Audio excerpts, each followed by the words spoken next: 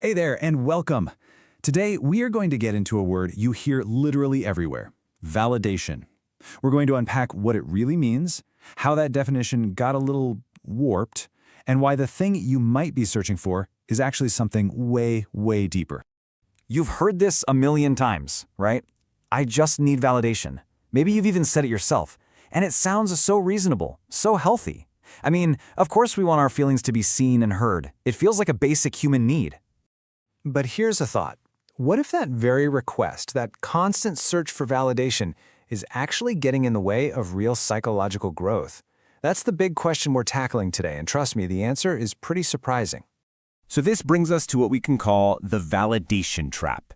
It's this strange thing that happens when a helpful therapeutic idea gets so popular that it actually starts holding us back, keeping us from building the resilience we really need.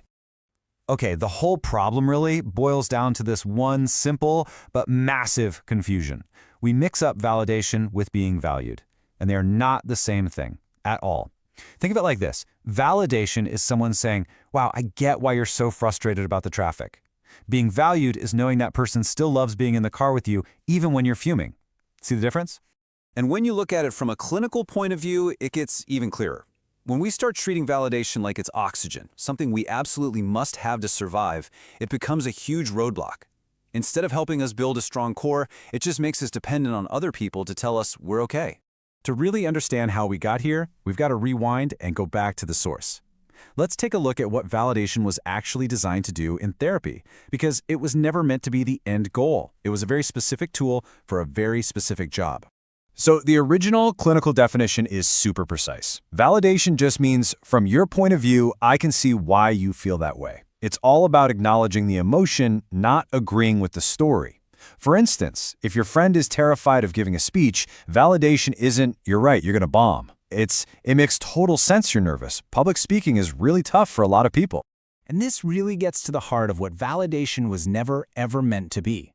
It's not someone co-signing your story and saying, "Yep, you're 100% right." It's not a stamp of approval that your conclusions are correct. And it's definitely not a demand that everyone else has to bend their version of reality to match your feelings. It's simply, "I hear the emotion." That's it. You can see this perfectly in a therapy like dialectical behavior therapy, or DBT.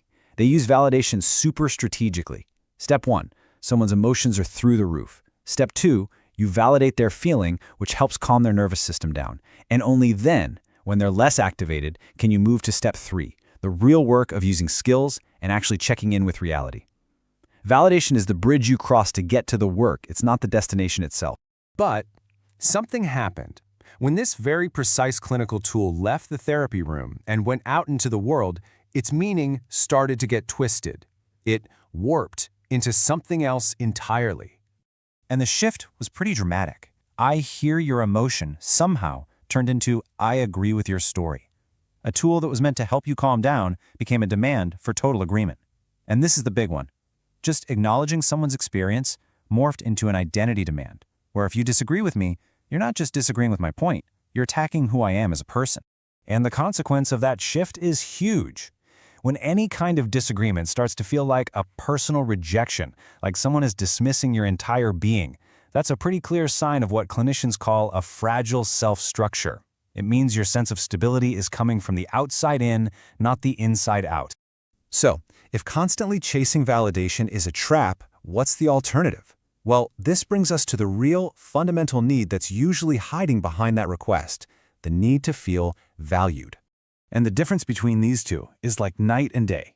Validation in its pop culture form demands agreement. And look, it might calm you down for a minute. But being valued, that allows for disagreement. That's what builds a truly stable, secure sense of self that lasts. One's a band-aid, the other is the foundation of the house. So what does it mean to feel valued?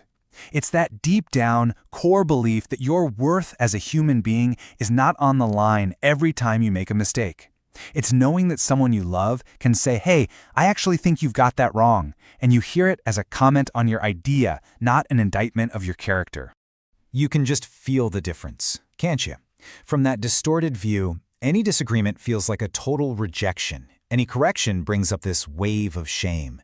But from a healthy perspective, when you feel valued, disagreement is just a difference of opinion. And correction? Well, it's just a chance to learn something new, without your self-worth taking a nosedive. Okay, so this is the goal, right? But how do we get there? The answer isn't to just get better at demanding validation. The real work, the therapeutic goal, is to build that internal sense of worth. And that, right there, is the cornerstone of psychological maturity. And what does that maturity actually look like? Well, it means you can handle disagreement without feeling like you're going to fall apart. It's being able to feel something really strongly without letting that emotion drive the car. It's having the strength to reflect on why you see things a certain way, instead of just jumping to defend it. And maybe the most powerful one, it's the ability to actually question your own strongest feeling. This right here, this is the internal monologue of a psychologically solid person. It holds the whole lesson in one sentence. It honors the feeling, I feel this strongly, but it holds on to the power to think about it, and I can still question it. The moment you can genuinely say this to yourself, you're free. You no longer need that external validation. And so that really just leaves us with one final crucial question to ask ourselves. In our relationships, at work, just in our own heads, are we chasing the temporary sugar rush of validation, or are we doing the deeper, harder, but infinitely more rewarding work of building real, lasting self-worth? The answer to that question changes everything.